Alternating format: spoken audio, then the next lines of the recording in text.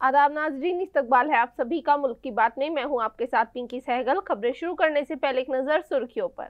Hezbollah के हमलों से शुमाली इजराइल में भारी तबाही, जमीनी कार्रवाइयों में भी लेबनान ने इजराइल को चटाई धूल।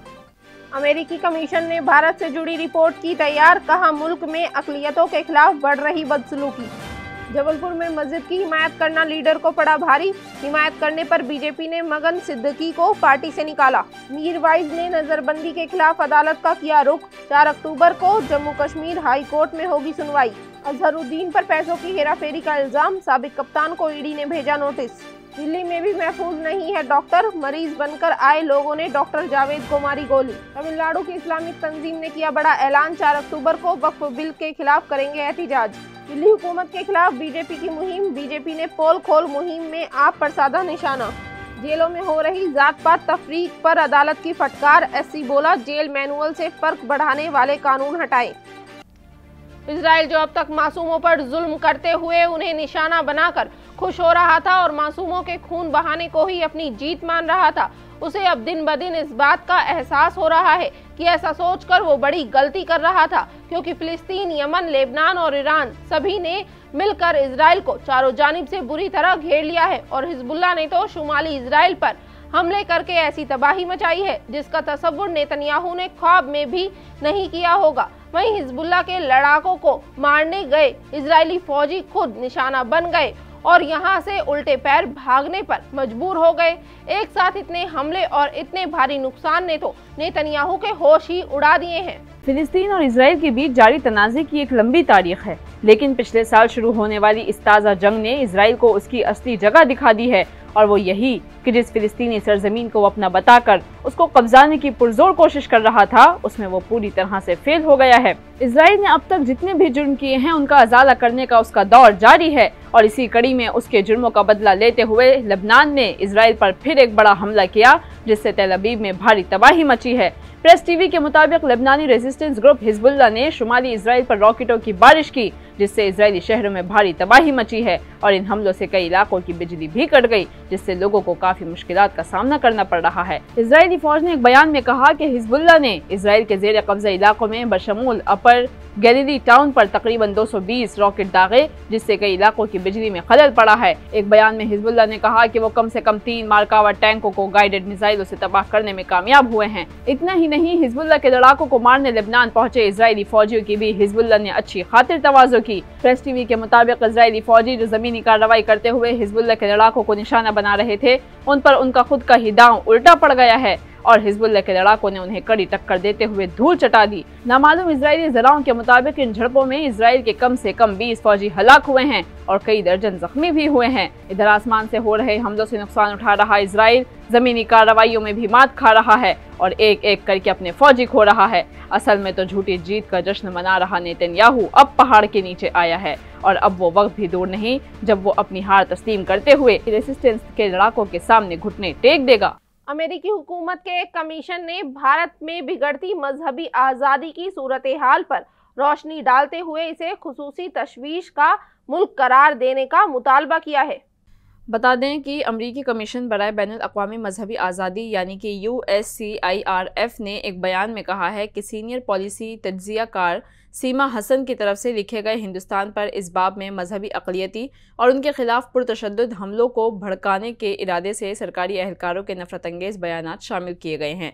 इबादत गाहों में छोटी और गुमराहकुन मालूमात के इस्तेमाल का हवाला दिया गया है। USCIRF ने अपनी सालाना रिपोर्ट में ये भी सिफारिश की है कि अमरीकी महकमा ख़ारजा मजहबी आज़ादी के मुसलसल और संगीन खिलाफ वर्जियों में मुलव्विस होने की वजह से हिंदुस्तान को ख़ास तशवीश का मुल्क करार देता है।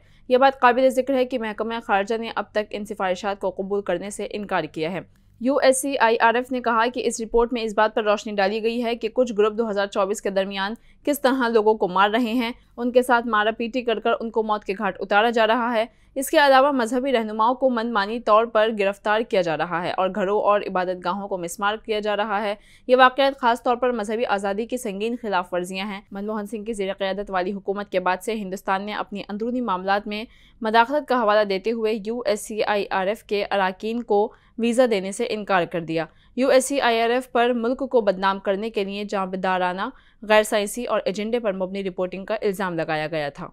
जबलपुर मस्जिद तनाजे में एक नया मोड़ सामने आया है। इस मामले में बीजेपी ने मगन सिद्दीकी को पार्टी से निकाल दिया है क्योंकि उन्होंने मस्जिद की हिमायत में शिकायत दर्ज कराई थी।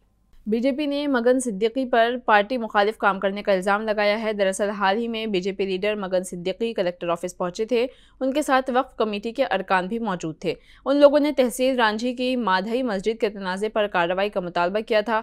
बताते चलें कि उन्होंने इंतज़ामिया से इस मामले को कानूनी तरीके से हल करने का मुतालबा किया था। इसके बाद शिकायत करने वाले मगन सिद्दीकी की तस्वीर और मेमोरेंडम सामने आया है, जिसको देखते हुए बीजेपी ने उन्हें पार्टी से निकाल दिया। इस हवाले से जब मीडिया ने मगन सिद्दीकी से बात की तो उन्होंने बताया कि मुझे बगैर किसी वजह के बराह रास्त पार्टी से निकाल दिया गया है। उन्होंने ये भी बताया कि वो बीजेपी के कारकुन थे और मुसलसल अक्सरियती इलाकों में समाज के लिए मुसलसल काम करते हैं। पार्टी की हरकतों से उन्हें तकलीफ पहुंची है। मीरवाइज उमर फारूक की नजरबंदी के मामले में हाईकोर्ट में सुनवाई 4 अक्टूबर को होगी। बता दें कि मीरवाइज उमर फारूक का कहना है कि वो पिछले 1 महीने से नजरबंद है। मालूमात के मुताबिक बताते चलें कि कुल जमाती हुर्रियत कॉन्फ्रेंस के लिबरल गुट के चेयरमैन मीरवाइज उमर फारूक ने अदालत में एक दरख्वास्त दायर की है जिसमें उनकी मुबैना नज़रबंदी को चैलेंज किया गया है। अब इसकी समाअत 4 अक्टूबर को होगी। हुर्रियत कॉन्फ्रेंस के मुताबिक मीरवाइज मौलवी उमर फारूक को मुबैना तौर पर गुज़िश्ता 1 माह से घर में नज़रबंद रखा गया है। उन्हें कहीं आने जाने की इजाज़त नहीं है, जबकि रियासती इंतज़ामिया का दावा है कि वो आज़ाद हैं और कहीं भी आ जा सकते हैं। बताते चलें कि डॉक्टर मीरवाइज मौलवी मोहम्मद उमर फारूक इससे पहले जम्मू कश्मीर और लद्दाख हाई कोर्ट में एक रिट पेटिशन यानी कि तहरीरी दरख्वास्त दायर कर चुके हैं। रिट पेटिशन के ज़ेरे इल्तिवा होने के दौरान भी उन्हें गिरफ्तार किया गया था और इसे इंतज़ामिया की तरफ से किसी रस्मी हुक्म के बगैर गैर कानूनी और गैर मिजाजी हिरासत में रखा गया था। इस तरह से उनके बुनियादी हुकूक बशमूल उनके मजहबी हुकूक से महरूम कर दिया गया था। तो एक बार फिर भारत के साबिक कप्तान मोहम्मद अजहरुद्दीन पर संगीन इल्जाम लगाए गए हैं। हैदराबाद क्रिकेट एसोसिएशन में मुबैना बदउनवानी को लेकर ईडी ने अजहरुद्दीन को नोटिस भेजा है। अजहरुद्दीन का शुमार मुल्क के नौजवान कप्तानों में होता है। 1979 में उन्हें मुल्क की कप्तानी सौंपी गई थी। उन्होंने 47 टेस्ट मैचों और 174 वनडे मैचों में टीम की कप्तानी की। उनकी कप्तानी में हिंदुस्तान ने 14 टेस्ट और 90 वनडे जीते, जो कि उस वक्त किसी भी हिंदुस्तानी कप्तान का बेहतरीन कप्तानी रिकॉर्ड था। अजहरुद्दीन पर 20 करोड़ रुपए के फंड्स के गलत इस्तेमाल का इल्जाम है। यह रकम हैदराबाद के राजीव गांधी स्टेडियम के diesel generator, fire fighting system और शामियाने के लिए मुख्तस की गई थी। ईडी का इल्जाम है कि HCA ने प्राइवेट कंपनियों को स्टेडियम से मुताल्लिक कामों के लिए ऊंची कीमतों पर ठेके दिए। इसकी वजह से क्रिकेट एसोसिएशन को करोड़ों रुपए का नुकसान हुआ और इसी के चलते अब ईडी ने इस मामले में 3 FIR दर्ज की हैं। ईडी ने तेलंगाना में 9 मकामात पर छापे मारे थे और कई अहम दस्तावेजात और डिजिटल आलात बरामद किए थे। इस इल्जाम के बाद अजहरुद्दीन पर ताहयात क्रिकेट से पाबंदी आयद कर दी गई थी। हालांकि 2012 में आंध्र प्रदेश हाई कोर्ट ने इस पाबंदी को गैर कानूनी करार देते हुए मुस्तरद किया था। दिल्ली से एक खौफनाक वारदात सामने आई है, जहां जैतपुर में एक मुस्लिम डॉक्टर का गोली मारकर कत्ल कर दिया गया। बता दें कि हमलावर इलाज कराने के बहाने से अस्पताल पहुंचे थे। दिल्ली में मुजरिमों का गलबा है, बोलबाला है और कलकत्ता के बाद अब दिल्ली में भी डॉक्टर महफूज नजर नहीं आ रहे हैं। दिल्ली के जैतपुर इलाके में एक वाक़या पेश आया जहां डॉक्टर जावेद को गोली मारकर हलाक कर दिया गया। यानी शाहिदीन ने बताया कि 2 हमलावर अस्पताल पहुंचे थे और वो मरीज बनकर आए थे और उन्हें ड्रेसिंग की ज़रूरत थी। उसके बाद अस्पताल में मौजूद अमले ने दोनों हमलावरों की मरहम पट्टी की और फिर उन्होंने डॉक्टर से मिलने की दरख्वास्त की, जिसके बाद दोनों हमलावर डॉक्टर के केबिन में गए और डॉक्टर जावेद को गोली मार दी, जिसकी वजह से डॉक्टर की मौके पर ही मौत हो गई। मौके पर पहुंची पुलिस CCTV फुटेज की बुनियाद पर मुलजिम की तलाश कर रही है। कालिंदी कुंज पुलिस के मुताबिक मामला जैतपुर में वाक़ई नीमा अस्पताल का है। डॉक्टर जावेद को क्यों कत्ल किया गया ये अभी तक वाज़ेह नहीं हुआ है। पुलिस का कहना है कि वो वाक़ई की मुख्तलिफ ज़ावियों से तफ्तीश कर रहे हैं ताकि मुजरिमों को जल्द से जल्द पकड़ा जा सके। पुलिस ने मुलजिम की गिरफ्तारी के लिए टीम तश्कील दे दी है। काबिल जिक्र है कि इससे पहले भी दिल्ली में एक डॉक्टर का कत्ल किया गया था। दरअसल 5 महीने पहले 65 साला डॉक्टर योगेश चंद्रपाल को 10 मई को दिल्ली के जंगपुरा में वाक़ई उनकी रिहाइशगाह पर गला दबाकर कत्ल कर दिया गया था।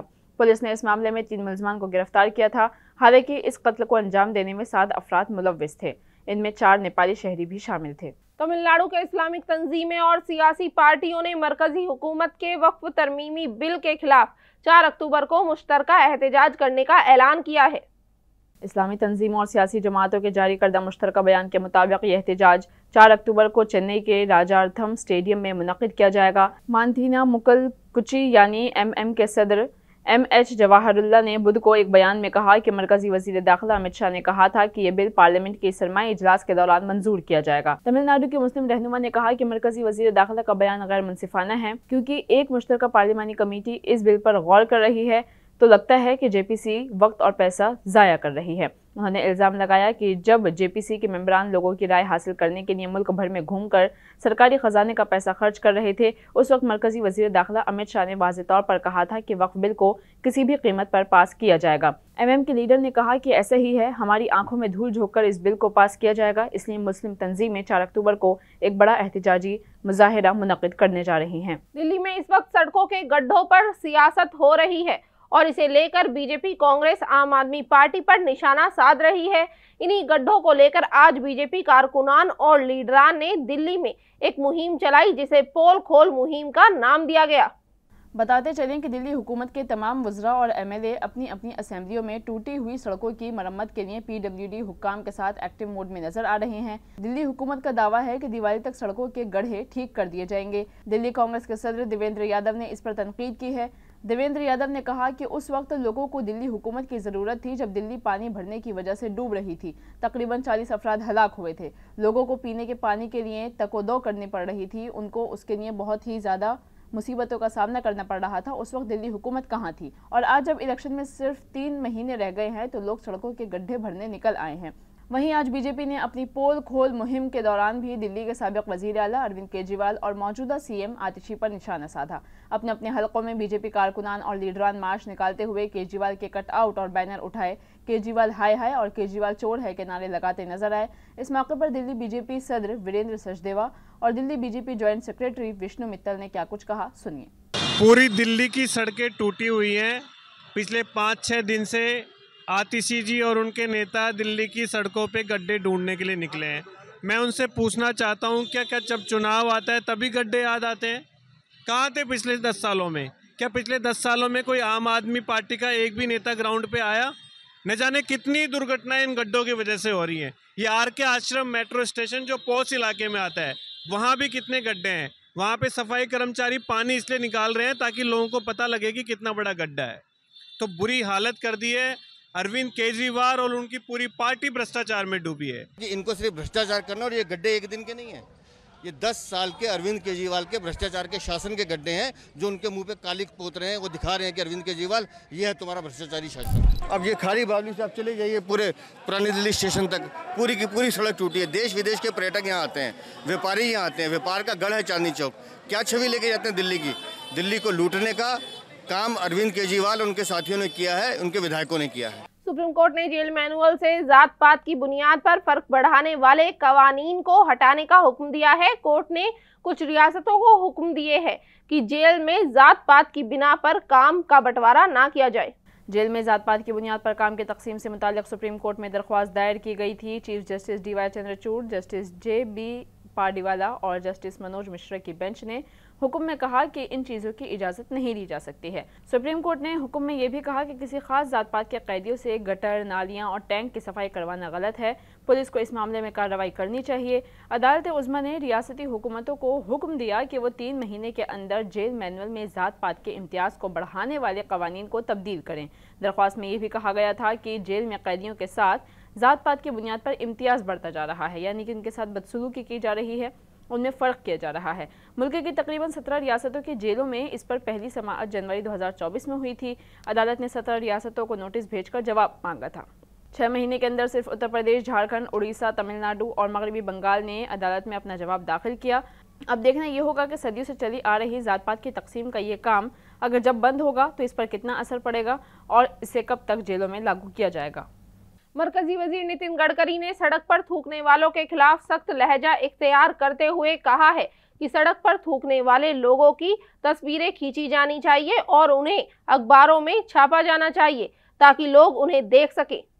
नागपुर म्यूनसिपल कॉरपोरेशन के ज़रिए एहतमाम स्वच्छ भारत अभियान प्रोग्राम से खिताब करते हुए नितिन गडकरी ने कहा कि दूसरे ममालिक में लोग अच्छे बर्ताव का मुजाहिरा करते हैं, लेकिन आपके मुल्क में वो आसानी से सड़कों पर कचरा फेंक देते हैं।